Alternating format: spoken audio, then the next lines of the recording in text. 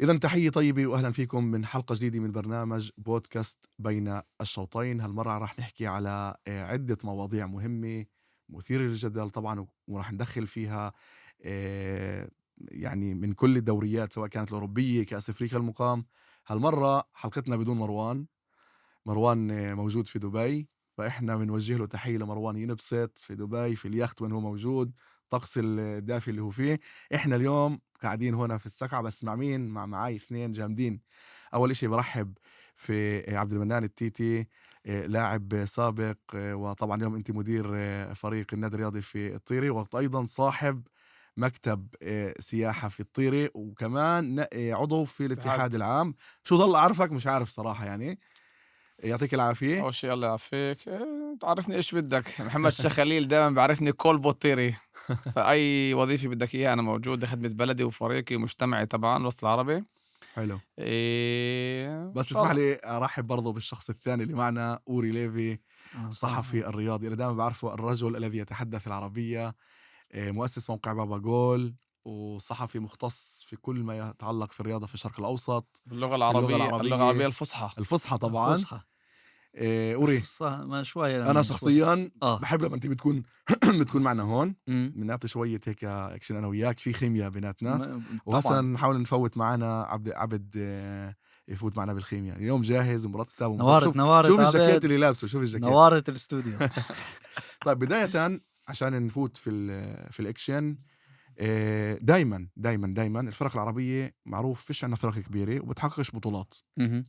فالإنجاز الوحيد اللي بيقدر الفريق إنه يعمله إنه يوصل في كاس كأس الدولة. كاس دولة الدولة ويوصل لمراحل لإنجازات. لمراحل متقدمة. كلياتنا بنتذكر إنجاز تبع اتحاد ابناء سخنين لما غلبوا هابول حيفا في النهائي، واحتفال كان في كل المجتمع العربي، حتى إنه يعني وقتها استاد رمضان امتلئ في جماهير سخنين من كل المجتمع العربي.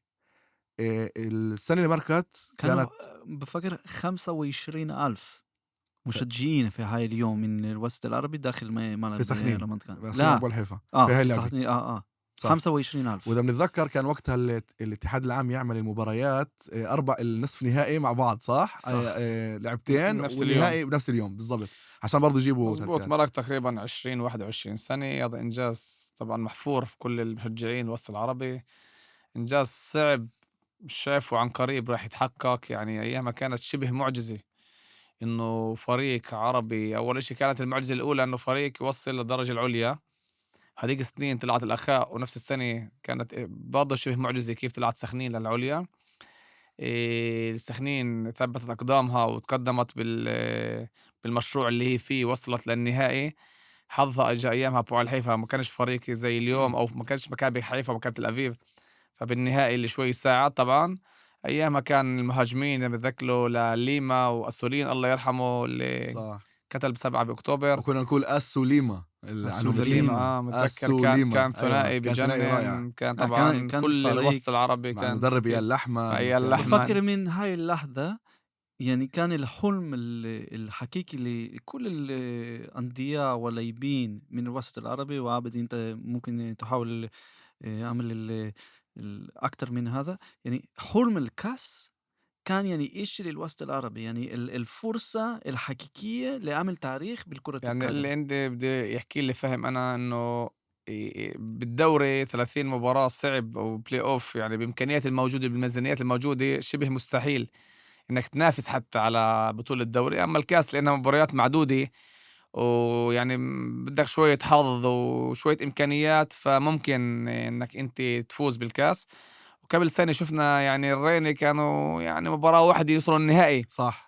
مع بيتار القدس. انا كنت في هاي المباراة. ما وبرضه أوري كمان كان في كنا المباراة، في آه، المباراة، كنت أنا رُحت حضرتها، رُحت أشجّع الريني. وكنا كلنا بنتأمل إنه رينا تفوز بهاي بس المباراة، لأنها ضد مين؟ ضد بيطار مش إنه بس القدس. بيتار، طبعًا لمّا فريق عربي بيوصّل لهذا وكمان مع بيطار برضه بيكون لهاي المرحلة يعني اللي فيها فخر وفيها تقدير، يعني لازم اهم. صح. الكل يعني يترك عمله ويترك بس تعال نحكي الصراحة إنه الريني السنة اللي مرقت مش زي الريني هاي السنة. بس قبل كل إشي بدي أركز نبعد شوي عن الريني. اتحاد بناء سخنين أنا خسر 2-0 مع كابيلو يافو. هاي كانت مفاجأة، عن جد مفاجأة اللي ما حداش كانت توقعها. المفاجأة الواحدة في هاي المرحلة، في آه. المرحلة المرحلة اللي 32 آه. الفرق الأخيرة، السخنين هي الفريق الواحد من الدرجة الأولى اللي خرج اللي البطولة. خرج بالبطولة. وعلى فكرة يعني عم بسأل يعني أنا في علاقة كثير مع بعض المشجعين اللي قالوا لي إنه بنستنى بهاي اللحظة إنه فريق زي فريق اتحاد بني سخنين بيلعب بالدرجة الأولى بيمثل الفرق سنين، عنده خلينا نقول يعني مستوى جيد حتى من ناحية إدارة، عنده خبرة طبعا، فبدنا إمكانيات. وين بدنا نوصل هالمرحلة إنه نوصل في الكاس بكت لمراحل عنده طبعا متأخرة خيبة أمل وفجأة كبيرة بنشوف بالكاس بالضبط. بعد ما فرحنا فازوا على أشدود 3-0 وكانت المعنويات والثقة عالية جدا، أجت هاي الصفعة قوية جدا. هذا بدل قديش إنه هذا العالم كرة قدم اللي بسموه بالعبري أخزريه. يعني إذا أنت أي مباراة تخيل بعد 3 أيام بتكون فايز أنت بالسما، فاهم، بديرش بالك تنزل صابع أرض. طلع الفرق بالأب داون. صح. يعني تفوز فريق عنيد قوي زي أشدود 3-0 وتعزز موقعك بالدوري كاليوم بتنافس على بلاي أوف علوي. تخيل تيجي على فريق اللي هو مرتبة قبل الأخيرة اللي عايف حاله نسميه بين قوسين بالدرجة الممتازة، واللعب بسخنين مع تقريبا تركيب قوي جدا، تركيب أول تقريبا جزء لاعب أو لاعبين ما لعبوش لأسباب معينة، ويافا يجوا يسيطروا ويتفوقوا بسخنين يروح ب2-0. انت هاي المباراة لو فزت فيها انت بعد لك مباراتين بتكون نصف النهائي وقريب جدا للكاس. يعني انت مرحلة متقدمة لما تجيك فرصة من النوع. انت ما اجاك مكابي حيفا، بالضبط، ما اجاك بطار. ومنيح كده حكيت على مكابي حيفا. استنى بس الصحنين كلمة واحدة عن الصحنين، تفضل. ممكن كلمتين. عدم الاستقرار، عدم هو الاستقرار. الاب داون اللي حكيت عنه طبعا. عدم استقرار. يعني تشوف سخنين مع شارون ميمر عنده فكرة وعنده كمان إلهام لأعمل إشي مع فرق زي سخنين اللي ما عنده هو يعني أحسن لاعبين بالدوري، بس بيعرف كيف بيعمل يعني فريق منهم. يعني وأنا بفكر السخنين في كل السنوات الماضية المشكلة هي عدم الاستقرار. ما في مشروع واضح، ما في مشروع سوري الاشي مش منه بس انا بأيدك بالاشي. اه اليوم مسخنين يعني اول السنة ابو يونس استقال. ليش؟ فيش امكانيات، فيش ميزانيات. يعني الفريق عم بيعاني الامرين. لو وصل العربي بتفرج على سخنين، شو متوقعين؟ بلدية زي سخنين يا دوب ميزانيتها على قد حالها، مش عارفة تدعم الفريق. الفريق بكلف بالسنة بين 15 ل 20 مليون شيكل.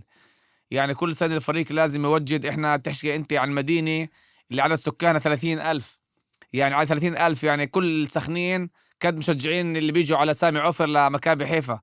تخيل يعني انت في فرقيات كبيرة بتحكي عن مكابي حيفا يعقب شحر كل سنة 100-120 مليون. اليوم انا الهدافين في سخنين. مين الهدافين اليوم من الخشعرين بسخنين؟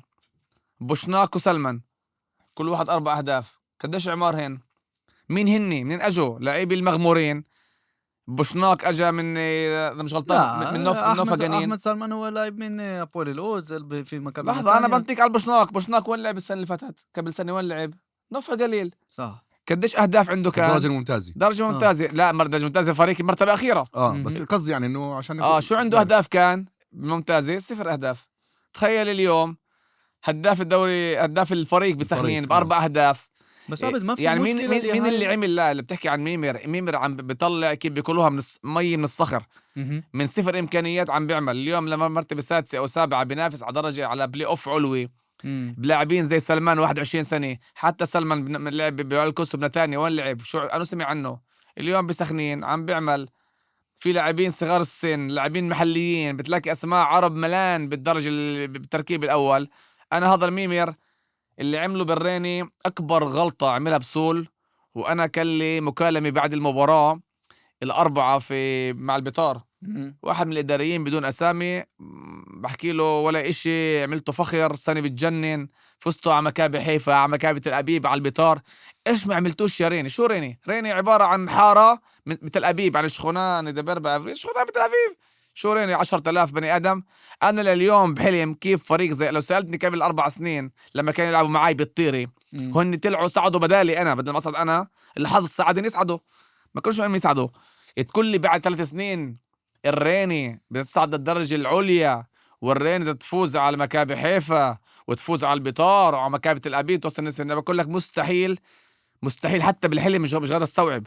يعني اللي عملوه الريني وسعيد بسول هذا محفور بالتاريخ، وانا بتامل انه صح. سعيد ما يتعبش نفسيته ويترك الفريق. احنا حكينا كثير على الريني فشلون لا بدي احكي هسه عن شارون اه ميمير. بس هذا هو سؤالي. الغلطه الكبيره كانت بهاي المباراه، قلت له اوعى قال لي احنا شارون ميمير مش عارفين وفي خيبه امل. قلت له انتوا كيف بيقولوا يعني بالعبراني على شتن لاروش، انتوا وين مفكرين حالكم؟ اللي عملوا شارون ميمير لو جيب جوارديولا بيعملوش في الريني.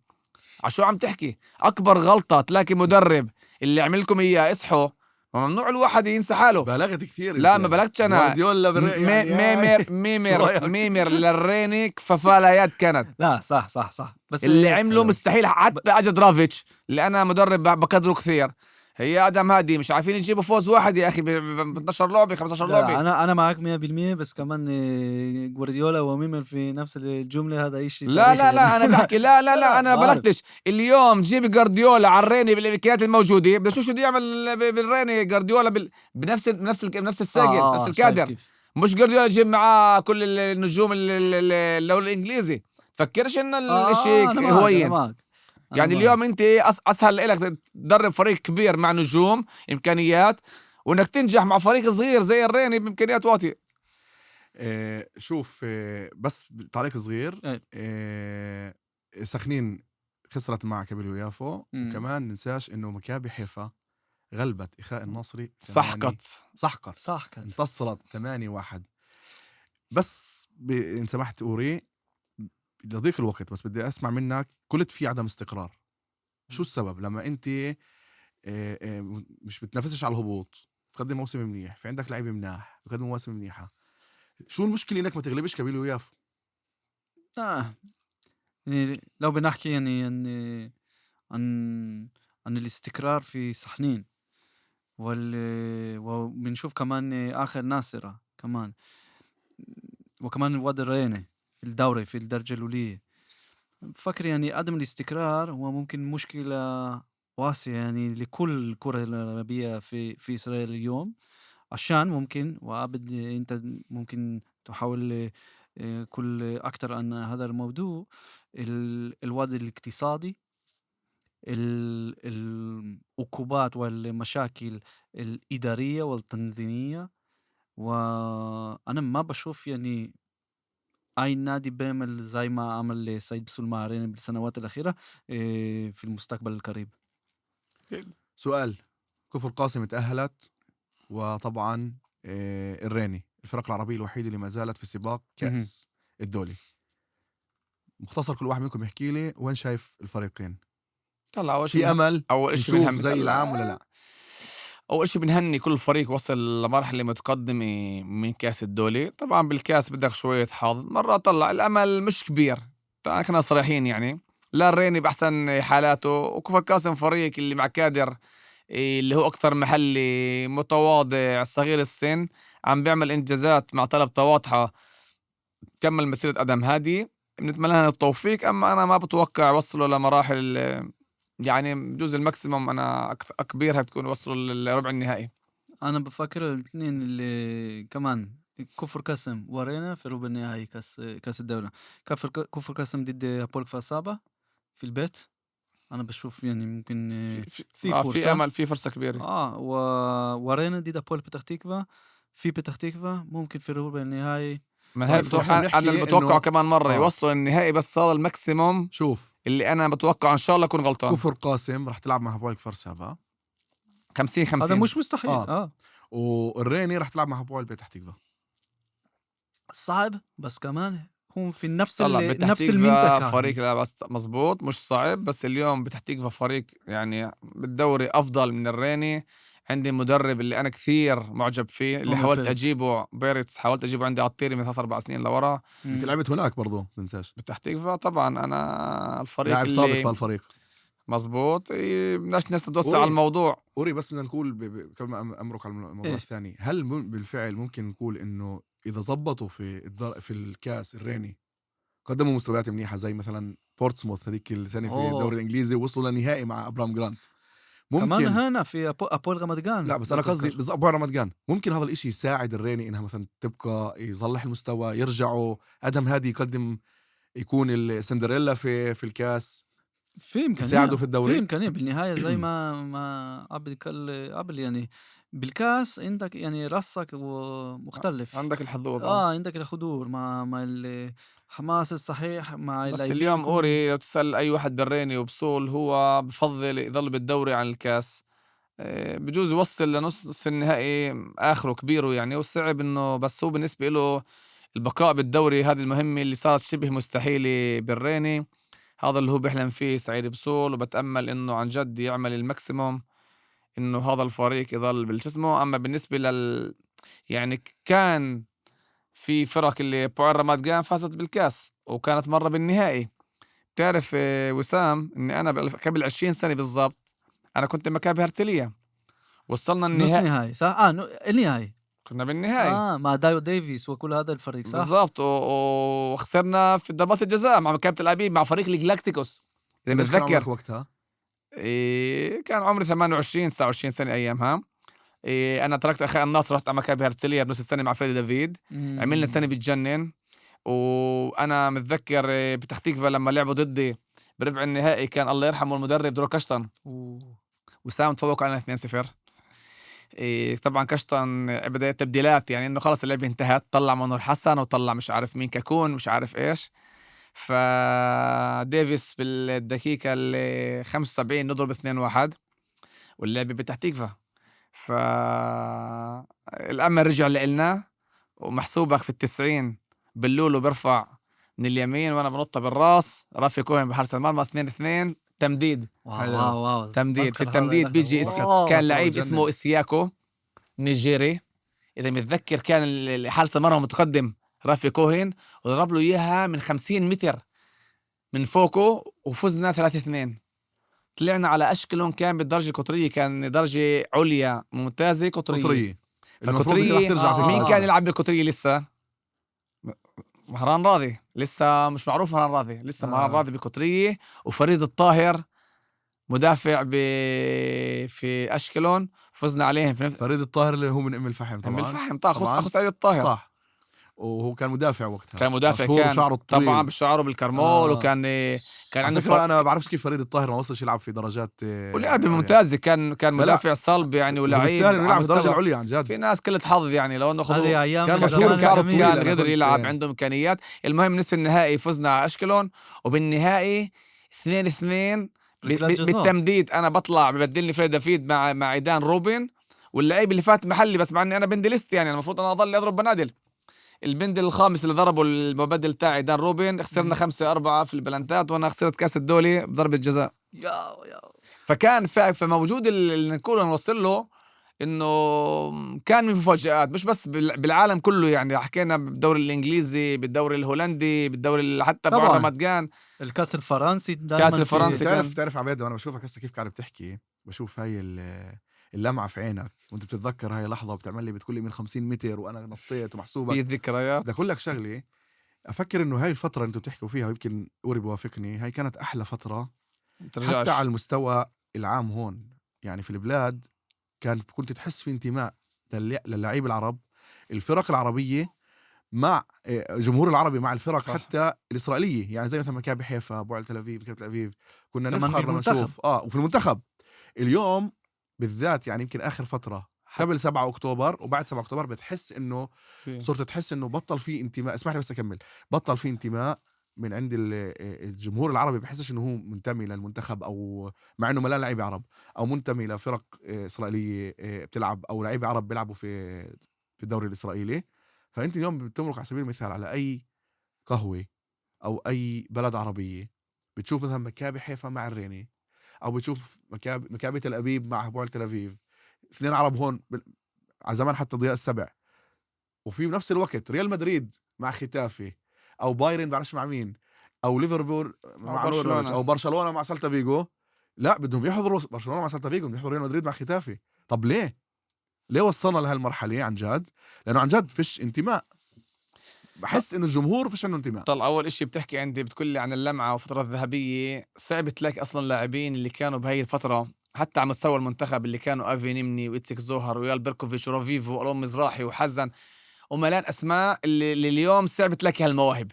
كانت مواهب. اسمع كان الدور الذهبي حتى بنسميهم بالأجانب اللعيبة اللي من برا. كان عندك اللي كان عندك جوفاني روسو وبراليا وكوبيكا وتارتياك ومش عارف مين. كان حتى الأجانب كان عندك يا عمي لاعبين يجيبون من منتخبات يرفعوا مستوى الدوري. كان عنده أنا متذكر مع كوستافو بوكولي. جيب لي اليوم أجنبي زي بوكولي لما كان أجي معي بالأخاء، لعبت بالأخاء الناصرة ولعبنا مع الدرجة العليا وكسرنا كل الفرق كل الدفاعات أنا وبوكولي. الأخير ممكن كان تشارون شري يعني في هاي المستوى يعني بيجيك لعيب زي الشري واحد من 5-6 سنين، أما كان كل سنة عندك الأجانب. أبو علبر السبع كان أقوى بس أنا بفكر هذا إشي يعني عالمي بتعرف يعني عشان كان عندك ستيفن شالوي، كان عندك كوبيكا، كان عندك كل جوفاني روسو، براليا، اسمع يعني لاعبين أوليانوف وميلينكوف ميلينكوف يعني اسمع ترتياك ومجمادوف وحارس المرمى تاع مكابي تل أبيب اسمه أوفاروفو. شو باف اسمع كنا نشوف اللاعبين. كان داوروف كان مكابي خايفة. يعني لو ترجع جابيني ياكوبو ورومان بيتس ومش عارف مينه. لا أفضل لاعب أجنبي لاعب في إسرائيل طبعا ياكوبو بدون ياكوفو. لا كمان جوفاني روسو عمل بطولات كمان وعمل أشياء، عمل يعني رفع مستوى الدوري يعني بدرجات. اليوم ما مثلك اليوم أجانب. اليوم بيجيب لك أجانب. أنا أقسم بالله ما حافظ أسامي 3-4 لعيبة أجانب بكل الدوري.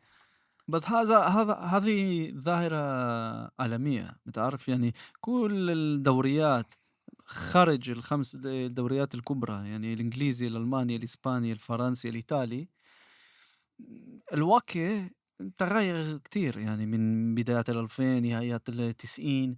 اللاعبين اليوم ما في أي فرق بين أجنبي لمحلي في كل مكان يعني. وأنا بفكر يعني كمان الهوية للأندية الكبرى اليوم، وأنت ممكن مثل كبير لهذه الظاهرة.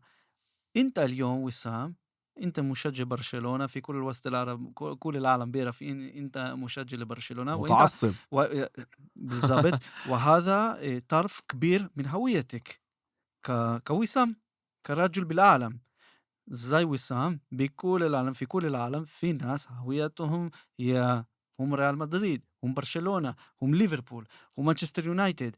وأنا بفكر كمان ظاهرة الجلوباليزيشن زي بنقول بالإنجليزي هي إشي اللي يؤثر كرة القدم العالمية وثقافة كرة القدم المشجعين والناس بشكل كبير.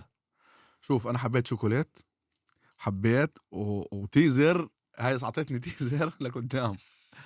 اللي دوصلكم إياه عن جد إنه هاي الفترة نفسنا تعود، وأنا بوافقكم اثنين سواء كان على الهوية أو على إنه عن جد مستوى اللعيبة الأجانب أو كان الاهتمام في الدرجة العليا زي ما قال أوري شارون شيري وبعدها ما فيش. عشان هيك الهوية المحلية المحلية كان أقوى شوي بيحكوا عنه في بير السبع أو مش هاي. لما اليوم أنت اليوم مش صح. طلع الفرق عن زمان. يعني أنا بتذكر لما أنا مضيت بتحت تكفى كان لي مكالمة مع مئير شمير مالك بتحت تكفى. كنا نحكي لما حط بهاي السنة كانت عنده السيل إله بيحكي لي اللي أنا السنة حطيت ميزانية للفريق 20 مليون.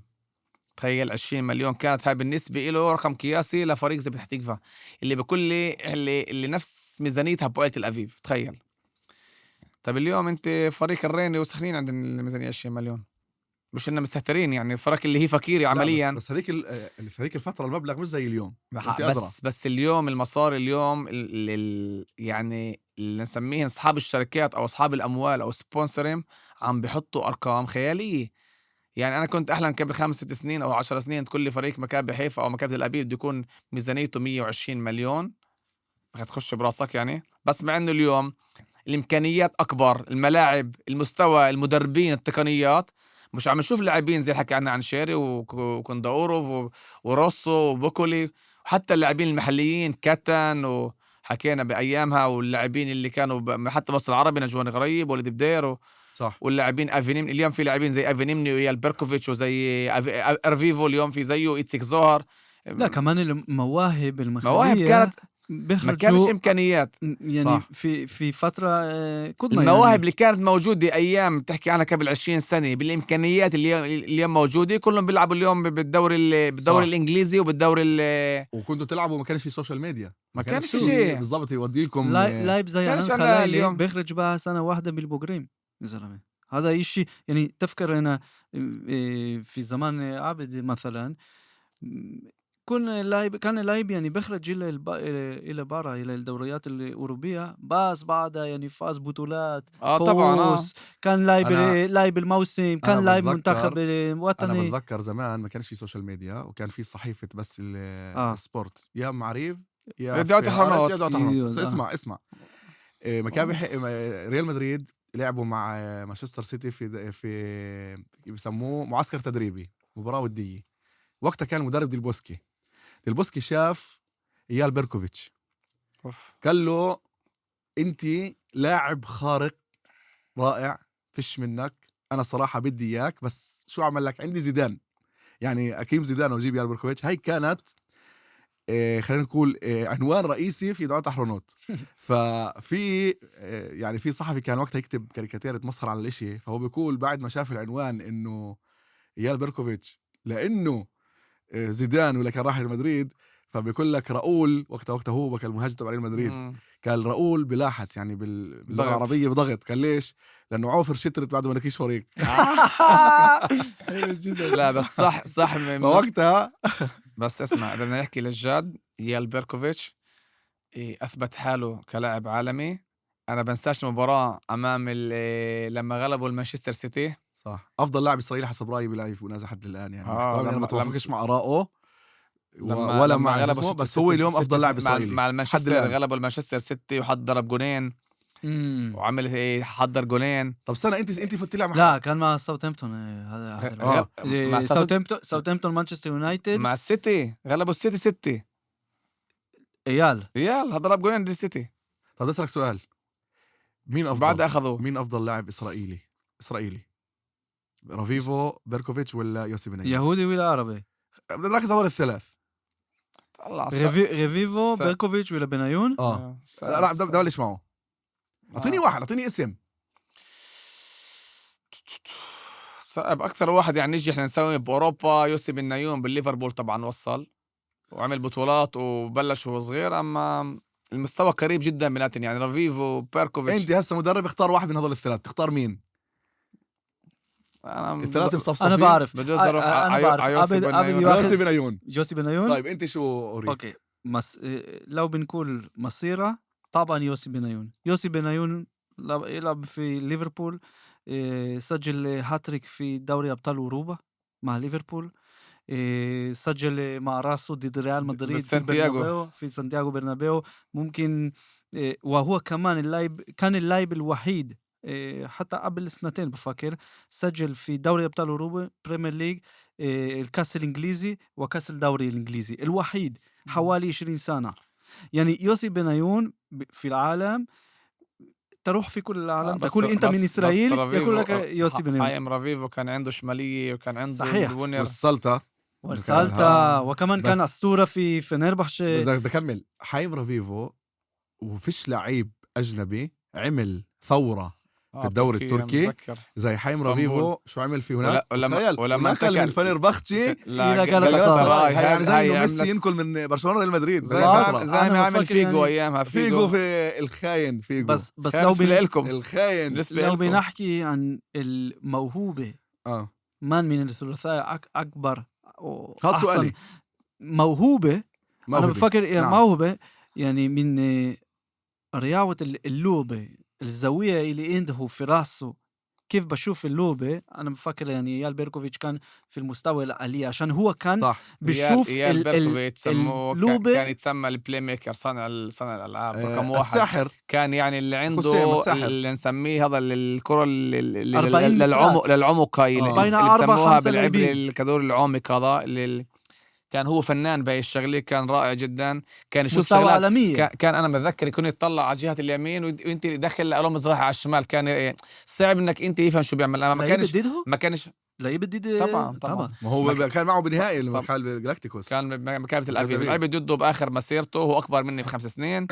لعبت انا كمان ضد افي نمني، لعبت ضد إيتسيك زوهر، كل هاي الون حزن، كل هاي النجوم من حظي كان اللي انا لحقتها، او كوبيكا شالوي. جيل أيام الزمان كنا الجميل. نعشق كرة القدم. آه. طيب خلصنا هسا بدنا نروح على موضوع ثاني يا جماعة. بنفعش ما نحكيش عن كأس أفريقيا. كأس أفريقيا أنا تعرف شو اللي عجبني بكأس أفريقيا؟ شغلتين. أول شغلة إنه عم بشوف كل النجوم اللي في أوروبا محترفين كلهم هناك، سواء كانوا منتخبات أفريقية سمراء كلها ولا حتى منتخبات عربية. هاي بطولة من الويفا رسمية. بس أنت فاهم لوين؟ يعني في كل النجوم صاب بغد عشان غاد. هذا في المغرب. وكمان شغلة إنه توقف دولي عشان عطلة الكريسماس. اللعيبة شو اسمه فيش غير الدوري الإنجليزي أو شوي دوري إيطالي اللعبات تلعب يعني. وفوق كل هذا إقبال كثير كبير من الجماهير، يعني إشي بيكون لك غريب. فهسا بنفهم منكم ليش هذا الإقبال المهم، لكن عم نحكي قاعدين على أرقام كبيرة وارتفاع في الأرقام.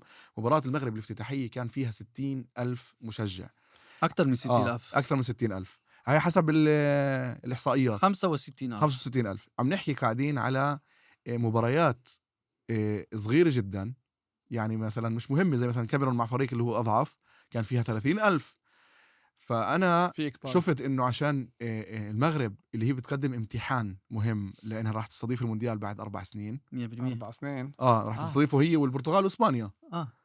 عم بستضيف 2030. 2030. السعودية 34. 34 سعودية. السعودية 34. فهي عم بتجهز لهذا الاشي. وعلى فكرة أنا ذكرته في بودكاست سابق برجع أقوله اليوم. أنا شفت خبر عن جد قهرني إنه المغرب بتحاول تتخلص من الكلاب الشاردة في المغرب عشان تعطي للسياح اللي بيجي يحضروا المونديال راحة. بيقول لك كمية الكلاب الضالة الشاردة اللي فيش إلها بيت موجودة في الشوارع رهيبة في المغرب. فبحسب جمعيات خيرية 99% من هاي الكلاب كلها راح تعدم وتموت. وبيطالبوا انهم يحاولوا ينقذوهن، انه يوقفوا السلطات المغربية اللي عم تعمل هذا الاشي. انا شفت تقريرها مش بس تطلع من اي محل، عم تطلع من المغرب. اكيد سوري، عم تطلع في تتصدر عناوين في اوروبا. طلع الحين انه السلطات المغربية بتدور على كلاب تجمعهم محل تعدمهم عشان أوري إذا حب يروح على المغرب يحس حاله منيح. لازم أولا بتعرف يعني ما هي الجملة الرسمية للمغرب وكمان مكتب السياحة المغربية اللي يرحب كل مشجعين والفريقين وكل اللي تعالوا إلى المغرب اليوم. مملكة كرة القدم. هذا اليوم المغرب دولة اللي عامل استثمار تاريخي وكبير في كرة القدم، مش بس للمنتخب المغربي، كمان في النسوان أولاد شباب كله عندهم أكاديمية محمد السادس. أنا كنت هناك في 2023 قبل الحرب في العالم 6 أكتوبر لو زي بنقول state of the art. هذا إشي مش طبيعي. أنت تشوف هذا وتقول هذا دولة عربية، هذا دولة أفريقية. المغرب اليوم هي الدولة أكثر متطورة في مجال كرة القدم عالميا. وبتعرف ليش؟ وكلهم نجوم صف أول وفي حضور كبير في الملاعب. ليش؟ عشان هم ذكيين. كل مباراة لو ما عندك بطاقة في الدقيقة 35 بيفتحوا الأبواب والمشجعين ما عندهم بطاقات ولو في مكان يدخلوا الملعب الملعب. إذا بدنا نحكي اليوم عن المغرب عن هاي البطولة وسام لجميع المستمعين والمشاهدين، تعرف عملوا ملاعب خيالية اليوم زي ما انت حكيت بيحضروا لكأس العالم. ملاعب راقية جدا، تقنية عالية جدا. الحلو اللي فيها بقول لك اليوم لو تمطر الدنيا يعني على يومين 3 ظلها مطر، يعني مستحيل تلاقي هناك العاملين اللي تصريف الصرف الغاز المجاري أو نسميها المياه بشكل رهيب جدا. المدرجات النظام الموجود بنشبهه اليوم بمونديال قطر كيف كان ناجح، كيف كان أبدعوا في الملاعب بالنظام باستقبال الزوار. فالموضوع حكيت عنه موضوع الكلاب أكيد راح يلاقي له حلول تانية إن شاء الله، مش إعدام طبعا. أما طبعا أجانب رايحين يجوا يلاقوا شوارع ملاني بالكلاب يتهجموا عليها، طبعا إشي مش رايح يكون لصالح للمغرب أو لشعب المغرب على استفادة مونديال. فمعهم وقت لهذا الحل. إنهم يلاقوا حل اللي هو يكون إنساني، يعني مش شغل إعدام، ينقلوهن لمناطق ثانية، يصدروهن، يعيشوهن، يلقوهن بيوت مش عارف إيش. في ناس مختصة راح تعالج هذا الموضوع. إحنا بهمنا كرة قدم تكون نظيفة، جميلة، رائعة. حكيتوا عن أرقام خيالية من الجمهور متمتع. لمّا اليوم تشوف نجوم العالم موجودين من كل طب المنتخبات، أنا من بس بدي أسألك. هذا نيجيريا هذا للسنغال، مش بس مغرب. بص مش آسف، هذا مش بس الثقافة والمشجعين والجمهور، هذا كمان من الطرف الاحترافي. بتعرف المغرب اليوم هي بطل العالم في الأندية فازوا للموندياليتو. الشباب تحت 20 فازوا في النهائي تحت على 20 الأرجنتين في 2-0. النسوان كل في البطولات الأفريقية، في تنساش البطولتين كمان الأفريقيتين أوري، المكانة تاني هي كبلاد يعني كسياحة بلاد جميلة جدًا، 100%. والحياة فيها رائعة ورخيصة وبتنحب يعني كمان كسياحية مع رياضية مع مهنية. فهذا الميكس كله عامل نجاح كبير. يعني بلد المحبوب جدًا. واليوم زي ما حكيت اليوم بطولة العالم أخدوا اليوم بطولة العالم. في المونديال وصلوا نصف النهائي، كانوا يستحقوا كمان النهائي. بطولة العرب فازوا فيها وسام وهذا تنساش. كان مع القائمة الثالثة، مش القائمة الثانية لهذا اليوم المنتخب. القائمة ما الثالثة بس الثالثة من كان اللاعبين المحليين من مضبوط. الدوري إذا اليوم المغربي. تصنيف العالمي الفيفا اليوم من أول 3 مراتب المغرب 12 اليوم. بفكر مكان 12 ولا لا لا لا لا 13. لا، لا اليوم أول 5 اليوم المغرب. أنت غلطان. المغرب تعد بعد ما فازوا بالكاس العرب واليوم المونديال وكل الانتصارات اللي عندها اليوم بس بفكر في ترتيب فيفا مش بين أنا شفت إحدى 10 الإحصائيات، المنتخبات. ديش أنا أغلط. أنا إحدى الإحصائيات العالمية كانوا من أول 5 المغرب، المنتخبات ال5 الأولى. ممكن نقول السبب للمغرب إنه غالبية اللاعبين اللي بيلعبوا في المغرب كلهم محترفين في أوروبا وبيلعبوا بصف أول. لا ما وهذا طلع السبب حكى لك عن اللي ثقافة رياضية، عن لا بس عن لحظة، أكاديميوت الإشي ما شوف جاش الفرق بالصدفة. بينها وبين تونس وبينها وبين الجزائر. اليوم المغرب عن جد أخرفك شغلة بدي أقول لك بصراحة. إحنا دائما نسمع عن المنتخبات اللي هي مثلا زي إيطاليا 2006، فرنسا كانت 98، البرازيل 2002، ملان المنتخبات زي إسبانيا اللي كانت 2010. ولا مرة شفت منتخب اللي هو بعيد عن إنجلترا، إيطاليا، فرنسا، برازيل، أرجنتين، منتخب مش من هاي المنتخبات الكبيرة اللي حقق كأس عالم بتحسه متكامل. شو يعني متكامل؟ حارس صف أول، دفاع كله صف أول، وسط صف أول، أجنحة مع مهاجم صف أول. ولا مرة كان في منتخب هيك زي المغرب اليوم أنت بتلعب المغرب مثلا مع إيطاليا، يعني الناس بتقول لك يمكن المغرب تغلب. لا كانت منتخبات إفريقية مع قائمة لاعبين من أفضل لحظة، من مش هيك قصدي كلهم، ما كانش هيك إشي. لا بس أنا كل كمان دي في إنه حتى المغرب عندك الحارس لاعبين اللي بيلعبوا في الدوري المغربي، في الدوري السعودي، في الدوري القطري. في لاعبين في القائمة حاليا. آه في بالقائمة طبعا. في وبحكي عن بالتركيب الأول طلع فادي وسام اليوم. الإشي حسب رأيي كمان مرة مش صدفة. الثقافة اللي عندهم اليوم، الأكاديميات بيشتغلوا عليها. الشعب اللي هو دمه كرة قدم، بيعشق كرة القدم. بالشوارع بتلاقيهم، بالمدارس بتلاقيهم، بالحارات بتلاقيهم.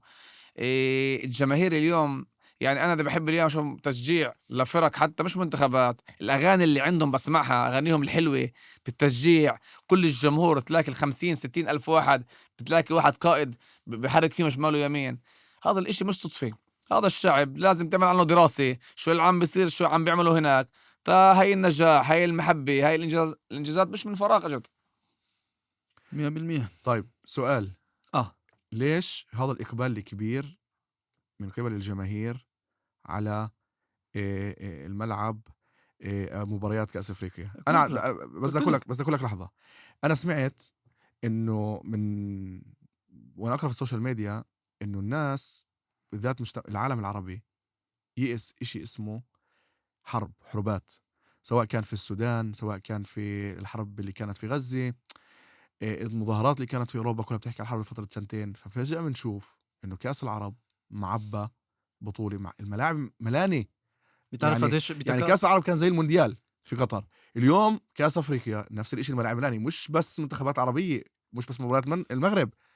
يعني هل هو إنه الناس زهقت بدها تشوف فوتبول، زهقت الحروبات وصور الدم والقتل، كمان أنت ولا إشي ثاني؟ لا كل هلا لما حكيتنا عن هذا الموضوع مع عبد. بتعرف في اولا في كاس العرب كانوا التذاكر 1,250,000 يعني كل البطولة مع بعض، كل المباريات مع بعض. 1,200,000 تذكرة. تذكرة. مليون 200,000. و200,000. اسمع، حلو. نهائي كاس العرب، نهائي كاس مشجع. كل مش رسمي من فيفا اسمع، بس النهائي ملعب لوسيل اللي يكون لوسيل ملعب اللي استضاف نهائي كاس العالم 80,000 85,000 ملان، ولو كان 100,000 بفوت عليه. الأردن ضد المغرب 85,000 مشجعين. يعني هذا كاس العرب. هلا في كاس افريقيا بعد الدقيقة 30-35 لو بيشوفوا في مجال، في محلات بيفتحوا بيفتحوا الابواب عشان يملوا. فكرة حلوة هاي، انه يعني شو قصده بحكي لك، اذا اليوم ملعب بسعر 60,000 ولا هيك 30 شافوا انه في بس 40,000 45,000 في محلات فاضية، نسميها هذول المحلات الكرحات نسميهن الموجودة الفاضية. فلا بقول لك افتح الابواب، تعالوا فوتوا دقيقة 30 الدقيقة 20 بعد 30 او بعد 20 على اساس طلع لما تشوف انت كمان على بس التلفزيون. هي فكرة عجبتني الفكرة هاي. وهيك انت بتملي كل شيء ملان. حتى اللي معه حاولت الفيفا تعملها في كأس العالم للفرق في امريكا لما كان في كثير طلع الاشي يعني اذا اليوم وعملوا اي كانوا يغطوا المدرجات. طلع في هذه ايجابيه الاشي. يعني اول اشي اذا تملى الملعب كان به ممتاز جدا، اما بقول لك اذا ما تملاش وفي ناس معهمش مصاري يشتروا حق كارت وحابين يفوتوا، فمنهم بفوتوا ومنهم بيعملوا اجواء لما الملعب ملان كله تشوفه بالجماهير. كرة القدم للفقراء بالمونديال اللي جاي مش راح تكون هيك مع الاسف، اللي راح يكون في امريكا لانه الاسعار غاليه. بس نشوف في حكيكو المغرب، يعني خلاص عن جد هي كرة القدم للفقراء. طلع آخر مرة بتعلق في مباريات يعني نهائيات الفقير بس على التلفزيون بشوفها، منيح اللي في تلفزيونات في مقاهي. اليوم يعني النهائيات أنا متذكر في قطر، يعني النهائي كنا نحاولنا نروح. أنا كنت في مونديال حضرت، يعني حاولنا نسأل. لا ما كنتش بالنهائي، فتت اللعبات للبرازيل ولا فرنسا بأول المونديال. بتعرف ليش مباريات كنت أنا بالمونديال الأخير؟ قديش؟ خد رقم المونديال قديش كان؟ أنا 21 فوق أكثر حضرت في الملعب برضو انت بتعرف وسام كله معاك كل المباريات انا كنت في المونديال كصحفي، حتى المباراة النهائية. تعرف ليش انت راح تخرف اولادك بنتك ان شاء الله بس تكبر تقول لها انا شفت ميسي لما رفع كاس العالم. بس قديش مباريات كنت في المونديال؟ هو بيحكي شغله مهمه. اللي كان حلو قطر دولة او مدينه صغيره جدا، نفس بتطلع من هاللعبه بتحضر هاللعبه. كان عندك الامكانيات. انا بتذكر في واحد عمل رقم قياسي مصح شو اسمه، اللي حضر كل المباريات مش ملاني. يعني خلص المباراة يروح على اللي بعدها، لو حتى مبلش نص ساعة زي ما حكينا 5 دقائق بينهن 5 دقائق من ملعب لملعب. لا مش 5 دقائق بالقطار. لا مش 5 دقائق بس في إمكانية لأعمل أشوف 4 مباريات في اليوم تحكي كلها. انت تخيل انه في امريكا راح تبقى لعبة في دالاس، لعبة في شيكاغو، لعبة انا ما بحبش مكسيكو سيتي كندا بالضبط. نكهة المونديال على فكرة تعودنا بالضبط. هذا صار تسويق انك بدك تعملها 3 دول حتى مع اسبانيا والبرتغال والمغرب، مع انهم قراب بس برضه هبل. ليه تبقى بدولة واحدة تكون جو كرنفال مونديال؟ تعرف شو بك الحلو بالضبط؟ شو كان حلو مثلا بقطر؟ طلع صدفة أنا كنت بدبي بنزل على قطر، باخذ الأوتيل مش عارف وين الله حاططنا طبعا، وين الفنادق تعرف شو مش عن قطر. خدنا فندق 5 نجوم، طلعنا مع الفندق طلع في قطر. فوت على المدينة بتحسها يا أخي نصين، المنطقة الجديدة والقديم. بتلاقيها زي ما تروح هسه مثلا على طول كرم أو تروح، أنا ما بالغش، والجديدة بتشوفها مش أمريكا ولا دبي وأحلى. المهم أنا بطلع من الفندق بدي أروح أدور أشتري للمباراة، معي كرتات، بدي أشتري البرانيت، اللفحات، البلايز، بدنا نعمل أكشن. أنا معي أنا ومرتي ومعي كمان صاحبي ومرته. بطلع بشوف هيك محلات ببيعوا كل أدوات المونديال والأشياء الإعلامية. بقول التاكسي وقف، عبرت جوا بطلع لجوا، اسمه سوق واقف، أكيد سمعتوا عنه. سوق واقف لأن المنتخبات كل الجماهير الحلو ده كلك إيش الإشي صغير، كل جماهير المونديال الدول متجمعين بهذا السوق. بيجوا لك مثلا 500 واحد من فرنسا بيغنوا بالاعلام مش عارف ايش، اجوا تعين البرازيل بيرقصوا السامبا، تعين افريقيا بيرقصوا مش عارف ايش، والكل مختلط بكله، كله كراب. حسيت انه الاشي دافئ، الاشي مونديال عن جد كراب من بعضه. اما بتقول لي بشيكاغو واحد مش عارف في البرتغال وواحد مش عارف، الاشي بيفقد النكهة اللي صراحة. مع انه راح يكون مونديال اللي فيه فرق عربية كثير، وراح يكون فيه اخر مونديال لميسي ورونالدو، وراح يكون في ملان مش شغلات. متأكد ممكن عندهم انا ممكن. صراحه بشك ممكن. فيهم هذول ممكن. الاثنين، بشك انا الصراحه في لا. معه حق. ميسي طول ما رونالدو بسجل بقول لك انا مستحيل اعتزل. انا وراك وهذا لا. عامل إشي منيح هلا لرونالدو. هلا أنت تحكي تفتح جد المناقشة طبعاً. بدون أنت نهاية. متأكد لا إنه لا لا ميسي لا لا بالسنه رونالدو بيسجل؟ ميسي تعال خلفك شغله واحده بس، اخذ عرفنا. كاس العالم، ختم عبد الفوتبول بتع- وفوق ميسي- كل هذا. ميسي اللي بحكي عنه على هاي الكليلة. كان سيناريو. انت كان بتعرف شو كان بداية هلا اسمع. شو بداية هلا معه. بس لا، لا، لا، لا. اوري انت ميسي أوري، أنت لحظة شوي، أنت بقطر كان صحفي. سيناريو مكتوب. في حتى جاوبوا سيناريو مكتوب. منتخب فرنسا حطوا لهم بالاكل تخدير، حطوا لهم يا سم، وردي يا فمرضوهم. وردي. اسمع أنا الحكام. ميسي خسر مع السعوديه يا جماعه، خسر مع لا، السعوديه خلص صار أنا- عيط. اول ما خسر السعوديه حطوا لهم- مسكوا راسهم وعملوا خطه كيف ميسي بده يوصل. كان سيناريو مع هولندا ممنوع يفوز، فاهم؟ مع فرنسا لازم يكون ولا 4. يفوز، ولا أسكت. كيف رآه والله العظيم الباص اللي اعطاه بالدقيقه ال100 لمولينا. انا جاوب ليه؟ بالدقيقه ال118 لما كان اللعيب تاع فرنسا 1 على 1. انت لحد اليوم كلبك تلعب من محله. لكاش طب شو الحارس لكاش لا، لك منه لا لكا هو كان له يعني ميسي كسيناريو من إنه ناش كله من مواني. ناش. من جماعة. اسمع ميسي. لحظه يعني تحكي عن ميسي يعني من مبابي مش أعظم- شريك في السيناريو هذا. مين؟ مبابي لما اخطا اللي هو وهي شريك طلع. بالسيناريو كلهم دروس بفهم. اسمع اسمعني مليح. مين انا الأخرج؟ مين المخرج؟ انا فاهم. مين المخرج؟ يوسف شاهين قطر ولا قطر ستيفن سبيلبرغ؟ قطر والفيفا. بك احلى سيناريو للاعلام. انا مش اسمع قادر. اليوم انت بتحكي عن عبد. امريكا والهبل. اسمع انت بس بتعرف لحظة، حالك. بس عبد. عبد، انا هون انت قاعد هذا بتقول عبد، انت لحظه، انت كنت حاطه مخدر للعيبه فرنسا عشان استنى بس منين جبت الخبر؟ منين جبت الخبر؟ ما ايش هالخبر منين اجى؟ حطوا منين مخدر أجا؟ لعيبة. يعني افحص. ديمبلي بس كل مش يفحص. انت قول لي منين اجى الخبر؟ سبحان الله. قبل اللعب مين اللي حط- قبل اللعب بيومين 4-5 لاعبين منتخب فرنسا عندهم فيروس اللي مش عارف الجمل. هم لعبوا هم لعبوا. ولما تلعب وانت مريض تاخذ ادويه اليوم زي ما تلعب وانت خرفك شغله. اول بتعرف شو العزز علي عبد؟ اول شوط ما كانوش فرنسا عبد اللي عازز علي انك لعيب فوتبول سابق، انت عشت الفوتبول، كنت على الدشي لاني عايش وانت بتعرف انه البنادل ولا مره بيكون بيوعى مش البنادل ولا مره بيكون لا سيناريو. كان له شويه حاضر. ده شغل بنادل. لا، بس مش لحظة. فرنسا. لا مش فرنسا. مارادونا جاب جول بايده. اسمعني انا معك. بحكي لك شوي وقت. ليش لحظه لما رونالدو طلع. اخذ اليورو ما كانش حظ؟ لو قدر كانت مساعدات زي اليوم برشلونه في قضيه التحكيم هاي شو اسمها تاعت اسمه هذا هاي بس انتوا بتحكوا على نيجريرا. نيجريرا هسه. شو قال نتنياهو؟ تفضل يا يلا. كلومكي مم. نفس الشيء نيجريرا نفس الشيء. طيب. لا اسمع طلع. هذه انا راح اعمل حلقه عن نيجريرا وراح اجيبك. انا فاهمك. بعرف تعصبك انت هيك زي بس مربوط برشلونه وميسي. لحظه مش برشلونه ميسي أنا مش بدي أرجنتيني. أقول لك عن اسمع، ميسي. اسمع علي. بدي أقول لك ميسي في المنتخب. محلل زيك. بدي اعطيك ارقام. محلل زيك. اعطيك ارقام. بيقول انه الارجنتين سيناريو. طيب عن جد خلصت تقليل يعني نفسه فاهم. خلصت وتضخيم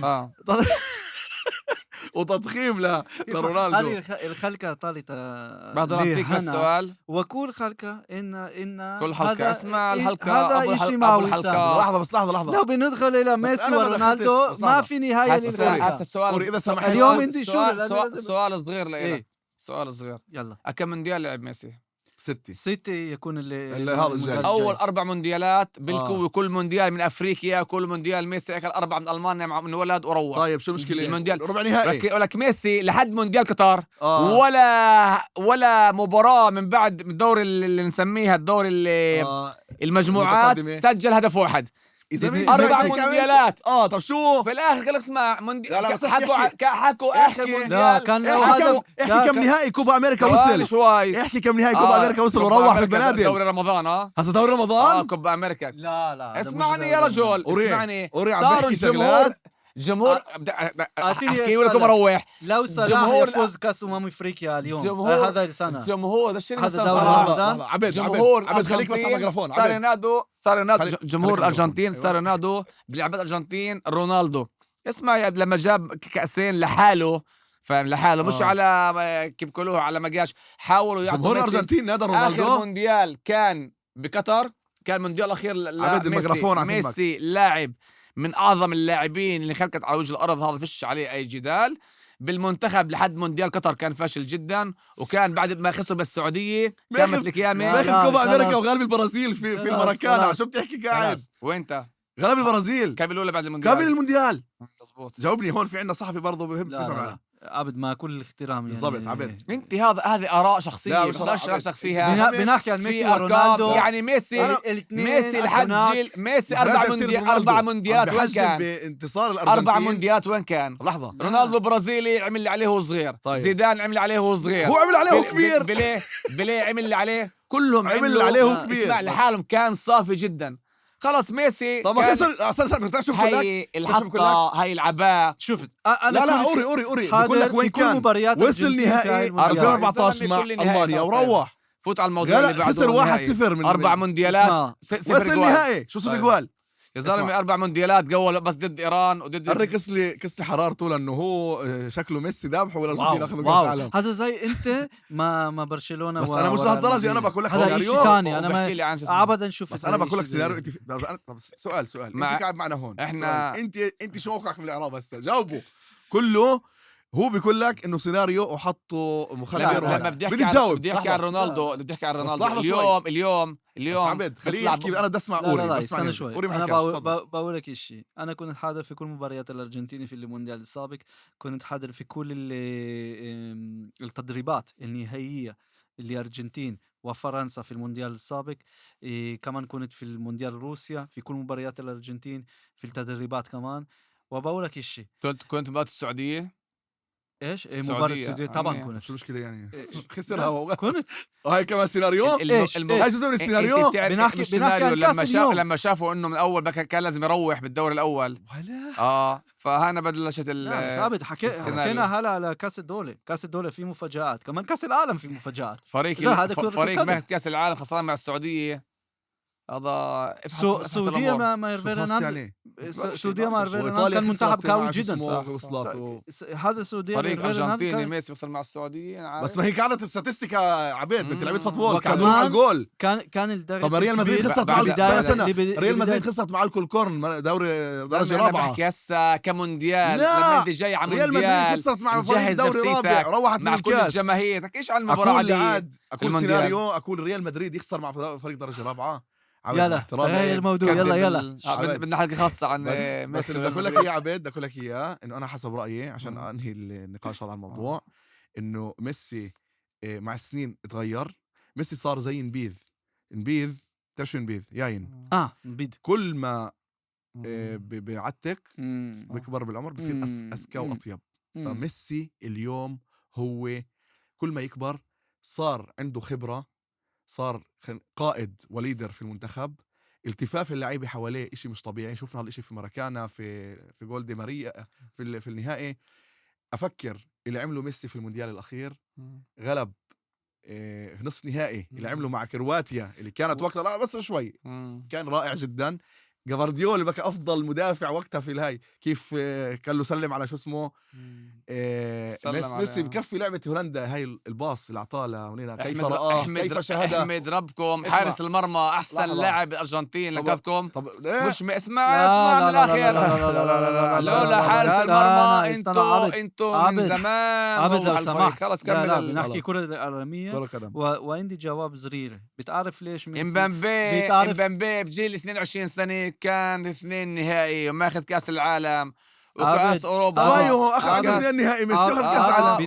بتعرف انا بجيل 22 ميسي بجيل 22 سنة كان عنده 6 لحظة كان عنده 4 كرات ذهبية. كان ماخذ تشامبيونز بتعرف ليش وماخذ شو اسمه بطولات اسبانيا. المنتخب رونالدو. مين غير رونالدو؟ ايش جايب هاي زلمتي جماعة اسمعوا.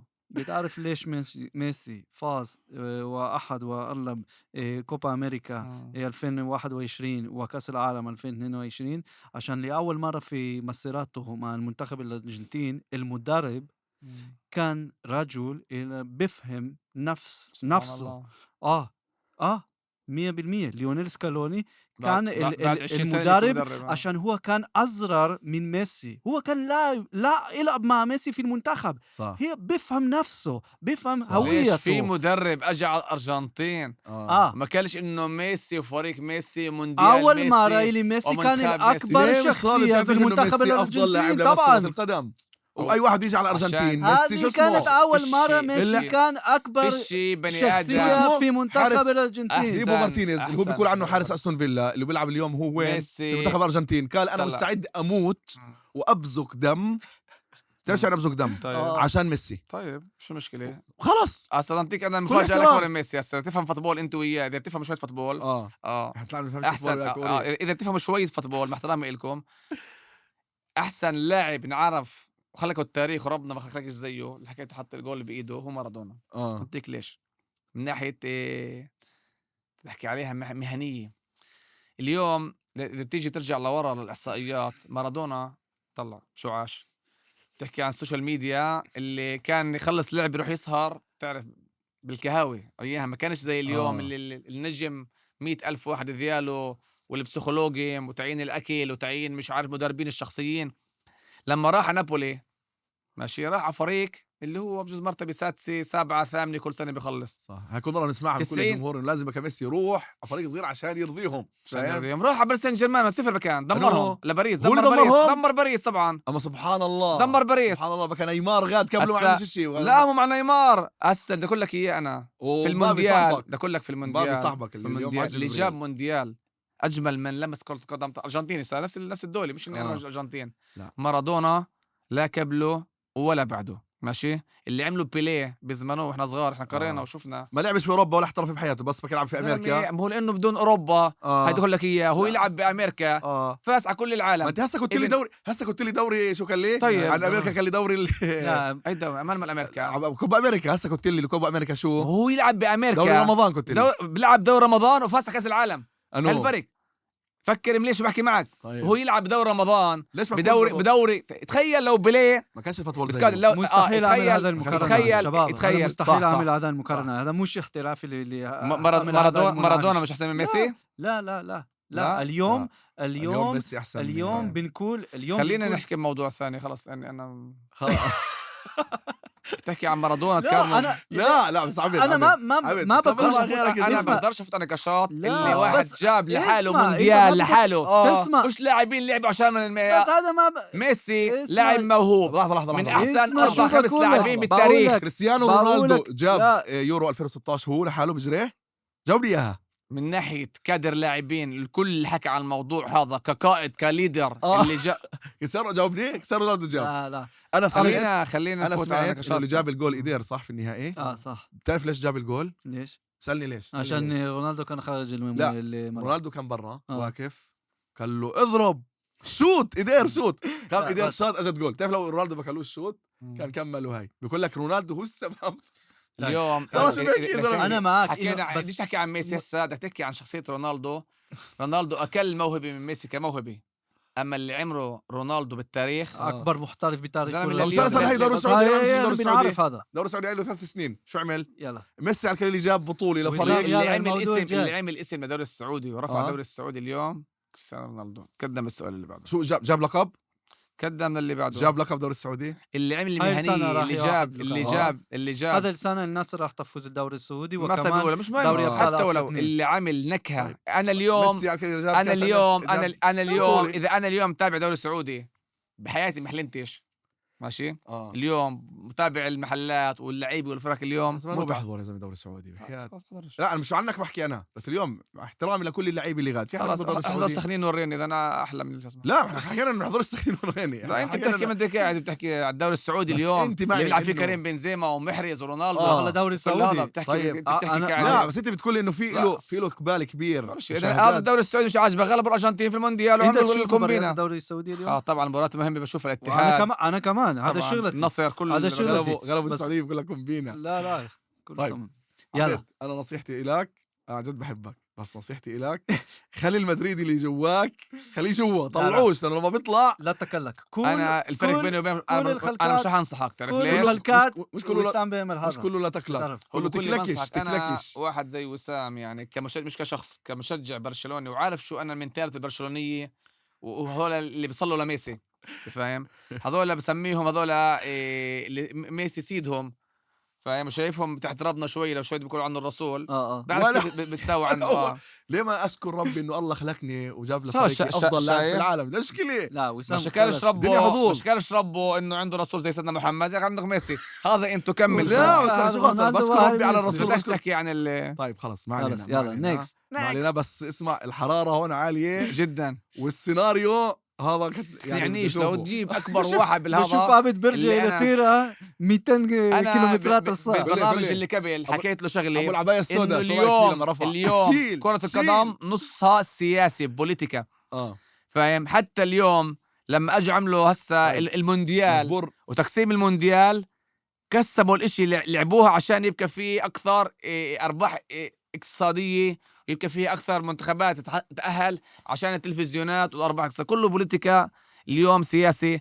فجزء اليوم من نجاح كرة القدم كان انهم اشياء الناس اللي بارزه ميسي وغير ميسي كمان ناس ثانيه وفرق ثانيه يبرزوها. عبد ما فكمل. ينفعش انك انت بتامن نظريه المؤامره على فريق فوتبول اللي غلب اول مره بتصير بنادل واللي اول غلب فريق بصير بهي الطريقه. يا عمي، مش انه بنادل. البنادل. اسمع قولي انا صراحة واضح، فكرت انا تحكي، اسمعني بس شوي. أنت سكوتك انا بحكي انه ساعدوا اه نوعا ما في قرارات معينه انهم وصلوا طبعا بالاخر انه حارس المرمى تفوق بكى طب لحظه بين فرنسا تاخذ الكاس بالثلاث ثلاثه بس هذه هي كرة القدم يا بقول عبد. لك اه كان معهم كمان حظ، مش بس هذا، بس هم سؤال. ساعدوا يوصلوا للنهائي. سؤال اسمح لي بس سؤال. يلا الباص اللي اعطاه لانه مع هولندا الباص هولندا مع هولندا اه كان هولندا كان قاد ظلم تحكيمي غير سابق لا، ايامها، وكان عبد. كتات احمر 2 لتعيين الارجنتين لما ضرب الباص وتهجم. جزء من السيناريو. كيف رآه كيف شاهده من كل الملعب. شو قال ابو تريكا؟